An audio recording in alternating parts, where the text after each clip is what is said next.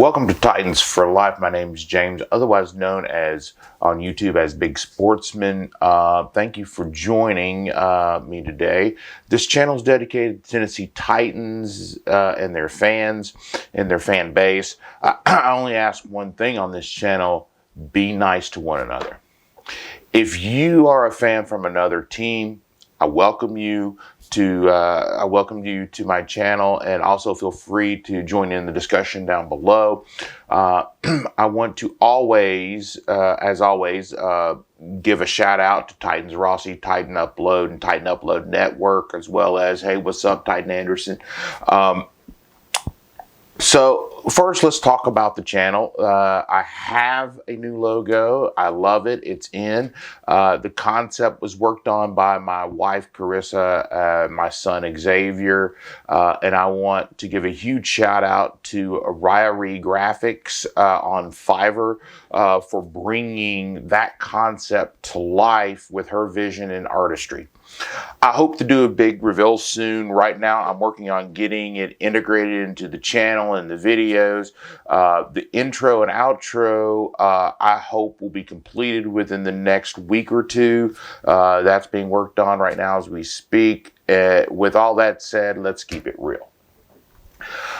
Of late, I've been hearing a lot of talk about Ryan Tannehill, so let's just talk about Ryan Tannehill. He had a bad game against Houston, and he kind of did better at protecting the ball, taking care of the ball in the New England game. So let's talk about him a little bit. Really and truly, how I would rate Ryan Tannehill is he's doing the best with what he's got. He hasn't had any consistent play at the wide receiver and running back slot. You lose your number one, number two running back. You lose your number one, number two, number three going into the season wide receivers. He's literally been playing with players who were on the couch eating Cheetos 2 weeks ago. I mean, come on. I mean, these guys were sitting on the couch eating Cheetos, hoping to get a call. They got a call. They come in, and within a week, they're actually playing a game on Sunday with the Titans and a quarterback that they've got maybe, 30, 40, 50 snaps throughout the week with. They just don't have any consistency because they haven't had the chemistry, they haven't had the time, because we keep having so many injuries. These injuries are absolutely killing this team, and they're going to continue to do so until we start getting some of these players back. We're expecting some players back over the next, after the bye week. The bye week could not have come in any better time. The running game I would place as unreliable. Really 3 turnovers. 3 turnovers this week, 4 total. 1 was an interception. I mean, it's really just an unreliable run game. There are mental errors being created. There are physical errors being created. There are run holes that are not being taken. There are huge gaps that we have that we get, and then we just get, they're not fast enough. Some of them aren't fast enough to actually run through, and there are probably 4 or 5 plays that I saw in this last game with the Patriots that would have been touchdowns if Derrick Henry's in there or anyone with a little bit more speed was in there. The speed factor is an issue that that are going. That's an ongoing issue. The O-line seems to be improving each week. They're blocking a little better. Tannehill's getting a little more time. He's having to hold the ball longer than he or anyone else in the coach staff would probably like. But with all that being said, I hear people out there on the radio and on TV. In various shows, talk about Ryan Tannehill and kind of poo-pooing him at this point.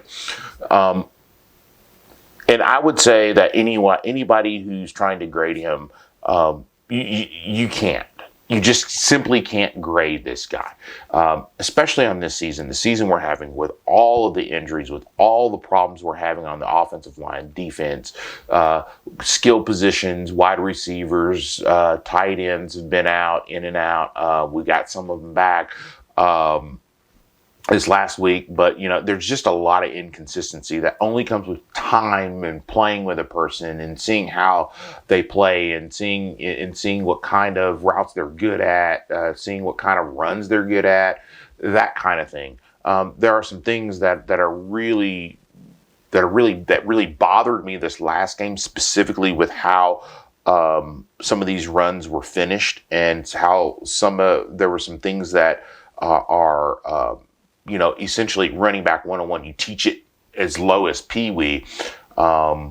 Switching hands when you're running left, when you're running to the left and you've broken free through the line and the muck is all gone. Switching from your right arm, putting it over to your left arm so that it's harder for a defender coming from the right to tap it out, to hit it out. And it's also, if it is hit out, it's more likely to go out of bounds.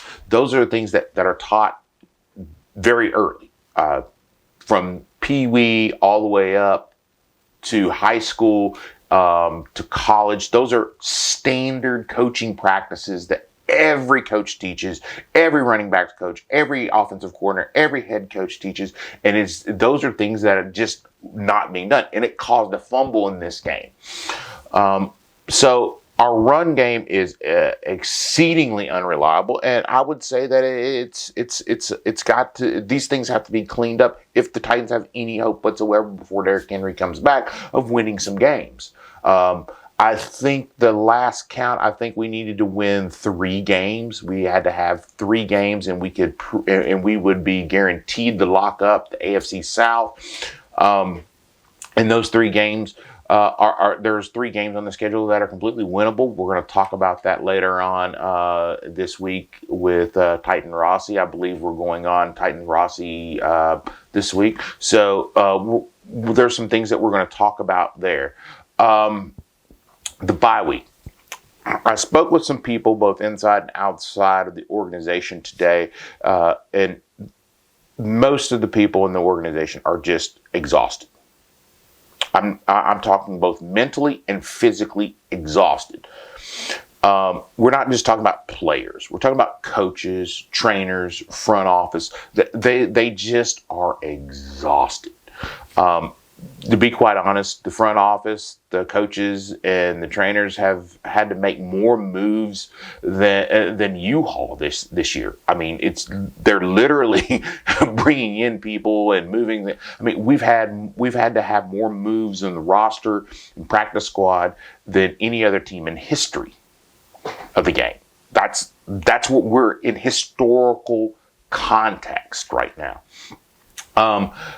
During the bye week, a lot of people are going to get some rest and relaxation and stuff like that, but the trainers aren't. I mean, the trainers are just going full bore, full tilt. I spoke with one person who has knowledge on this, and they said, the trainers are literally having to schedule blocks of players for the training room because there's only so much space inside the training room that they can't fit all of them in at the same time. It's just not enough room. So they're having to, and there's not enough people to handle all of these injuries. So they're having to schedule these training sessions to get people in with these injuries. Some of the injuries are severe. Some of them are just your normal everyday NFL player injuries. So they're having to literally schedule these. And it's getting it's getting to the point where I kind of feel sorry for the trainers and the doctors that are on staff because they are just getting worked. They're getting worked like a broke mule. I mean, they're in there all the time because these players need it. The coaching staff. I mean, they're having to bring in every week. They've had to bring in several new players and teach them and coach them through their concepts, what this means. They've had to go to more vanilla type of offense, just because the intricacies of the offense can't be taught in a week. So they're having to really kind of, move these things around. So their minds are swimming. They're just tired. They're having to come up with game plans and sit there and look and go, we don't know who's going to be in that position. So, we've got to kind of call this kind of more generic. The front office, they're having to go through lists and lists and lists of players, communicate with the player's agent and the player. They're having to deal with contracts. They're having to deal with the salary cap. They're having to deal with how this going to impact things later on. They're also having to deal with the coaches. Is this the player? Can this player fulfill at least some of what you need for this particular offense and defense? The defense is, we've lost in the New England game. We lost yet another linebacker. I mean, I just don't know, what they're going to do at this point. Luckily, we're in this bye, but this bye week, which is usually kind of just a rest and relaxation, for a lot of people in this organization, it's not rest and relaxation. They're still having to go full tilt, full bore. It doesn't, and people will say, well, they get paid millions of dollars and all that. Well, millions of dollars doesn't help you when you're not getting any sleep. Millions of dollars doesn't help you when you're working, 18 hours. I mean, 18 hours a day. The human body is just not built for that. The human mind isn't built for that. So I kind of feel for them in that sense, and just to keep it real, it's just, I mean, no amount of money can compensate for that type of toll that it takes on your mental health and your body. Not having having to be there so many hours and work so many hours and that kind of stuff. So that is one of the things that is troublesome about the injuries. Is not just that we're missing the players. It's, what is it putting the team into? What is it putting the front office through? What is it putting the coaches through? What is it putting the trainers through? Those are things that you have to kind of consider, because, after a while, everyone gets fatigued. Doesn't matter what you do. It doesn't matter how you do it. At some point in time, it can get fatiguing. I write scripts and do all this stuff and do research and film study and all that kind of stuff. And even when I do it for 12 hours out of the day, it's tiresome. And that's only for just a few videos and a few notes here and there and things like it. It's tiring. So imagine doing that every day for the last month and a half, 2 months.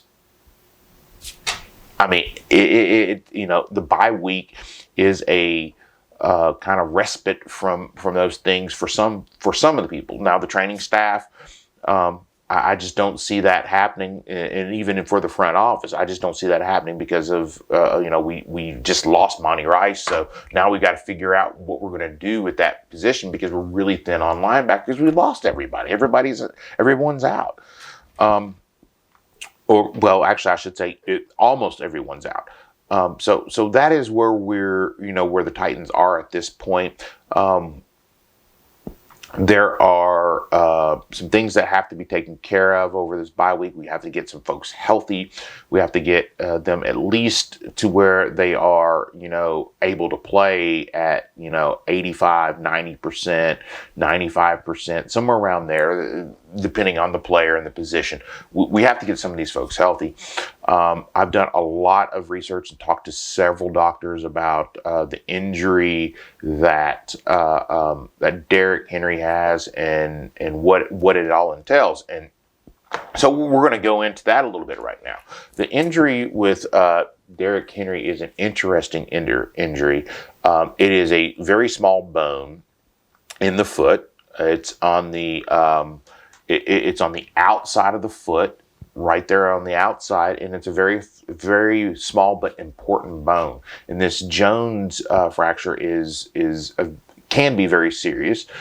The thing is that there's a metal piece that's inserted. It ranges in size depending on the person, but they have to insert this, and they have to insert it into the bone, which means they have to go into the bone, open up the bone, put this metal rod in, put a few screws in to hold it in place, and then they use a paste to promote bone growth. And it's the same if you've ever had a tooth removed and they put that white stuff in where your tooth came out of, where the root goes into the tooth. If you ever have had that, that's the kind of stuff that they use, and it's called a bone graft. And that graft goes in, and then what it does is it grows around that metal piece, and it grows and it connects the metal piece that they've inserted, which is the metal piece is actually titanium that they've inserted in there. Everything else seems to be healing just fine. They're just now waiting on the bone graft to take hold and be fully solidified, because it takes a while. If you've ever had a tooth removed, you know that it takes a while for that bone to heal up and actually go in and be able to do anything with that. So right now that's the holdup. He's just it's hold up for that. We'll talk a little bit more about that on Rossi's channel when we do the live show this week. I believe we're scheduled to do one this week, so we'll talk about that there. There are other things that are troubling right now with the Titans. We've lost 2 in a row. And one of them to Houston, which was a tremendously bad loss. Let's just face it, that was a bad loss. But once again, we had guys who on Monday or Tuesday that week were eating Cheetos at home. We're sitting on the couch eating Cheetos, hot dogs, and talking about what they're going to do next. And they come off and then they show up and have to play. So we're still working on that. Of course, Adrian Peterson was cut. I believe it happened after I had filmed my last show, but before I had published. So Adrian's gone, and that was just it is what it is. They had to have roster spots. They have to open up roster spots, and carrying 4 guys on as running backs, it was just not an option that they continue to go through. It's no knock on Adrian Peterson, but it is what it is. This is a business, and you only have so many roster spots. You have a 53-man roster. That's all you got. So if someone isn't as productive as you need them to be, they may be productive, but they may not be as productive as you need them to be. Then and 2 others are a little bit more productive than you thought, then that last person has to go, so that you make roster spots for the wide receiver you just lost, the linebacker that you just lost, that's just how it is right now. And it is what it is. There's nothing we can do. But the bright spot of all this is that a lot of these guys are going to be back. A lot of these guys are going to be coming back. We're going to start getting healthy at the end of the season. We have this bye week, which gives us an extra week to get healthy. We still have several easily winnable games. I'm not saying they're going to be easy games, but they're easily winnable games. So we're going to be going through this next few weeks and hopefully that we'll get a few back. I think the first that is eligible to return off of IR is Julio. You have to spend 3 games, not 3 weeks, 3 games, not weeks, games. So the bye week doesn't count for anyone who is on IR who was on their last game or whatever. It doesn't count, so they have to sit out the next game. So we've got Julio, I think, is the first one who can come back on the wide receiver core, and then I think Brown can come back in 1 or 2 games. I can't remember when he was placed on IR or right offhand, but those are the guys that are coming back. We're going to be seeing some of those guys come back. Still waiting on some to clear concussion protocol this additional week should allow all those who are on concussion protocol, should allow them to come back, depending on how bad of a concussion they had. But if they were out this last game, then you're looking at them probably coming back. I have some information on that, but I'm not free to share that information. But yeah, we are really just waiting for some injuries recoveries, and I think you're going to start seeing that offense and that defense really start to level up once we start getting some of those guys back. The next thing we need to talk about is just literally what is going on right now. Where are we in placement in the NFL? Well, right now we're in placement in the AFC South. We're top of our division. We're going to remain there at this point because both us and the Colts lost. Both the Titans and the Colts lost last week, so there's no gain, and we have the head-to-head, so we're still essentially three games up, and that hasn't changed. So we're good in the AFC South. We are now third in the AFC as a conference, and so that we got leapfrogged by two teams. Of course, the Patriots were one, and Baltimore is the other. So we got leapfrogged by those because the Patriots have us head to head, but the Patriots have several tough games coming up. And just flat out some really hard games coming up, and Baltimore, that they have several hard games coming up too. So we have the chance to retake it, but if we don't, it's not that bad. We just need to win our division. At this point, we're just needing to win our division. And by doing that, that means that we've probably won 3 games. To secure the division, we have to win 3 games, and then mathematically, I don't think the Colts can take us because we would hold the tiebreaker head-to-head. So that's where we stand. The outlook is not bad. I mean, everybody, calm down. Calm down. We're okay. Just calm down.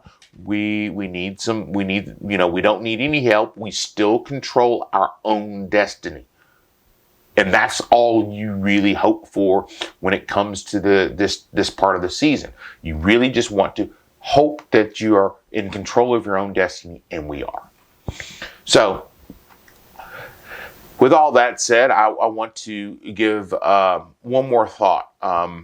We talked a lot about the state of the Titans, and one of the things we touched on there was that I touched on there was mental health. I really think the NFL should and can do more to help mental health, to help the players and organizations can do more for mental health, and I hope that they really do. Doing a commercial about mental health is one thing, but actually going out there and doing stuff for the players, doing stuff for the coaches, and to help with all the mental health issues that occur. It doesn't matter how much money you make. It doesn't matter how happy you appear on the outside. People go through things, and we all need help from time to time. And I really hope that the NFL goes out there and does what is right, and add mental health professionals on every single team, just like we have doctors for every single team. We have physicians that are there for injuries and things like that. For the physical, we need the same thing on the NFL and on each team for each player that are responsible not to the organization, not to the NFL, but to the player. That right there, I think, is something that the NFL really needs to invest in, because these players, they deserve that. And that is where I am. And that right there is keeping it real. Thanks for joining me. Remember to subscribe down below and hit that like button. And then any comments, any questions, anything like that that you wanna have in the comments below, I'll read them before I do my next video, and we'll talk about those questions and comments down below. So, and I'll try to get better. And of course, the quality of these things are going to be better and better each week. And with that, I say, tighten up.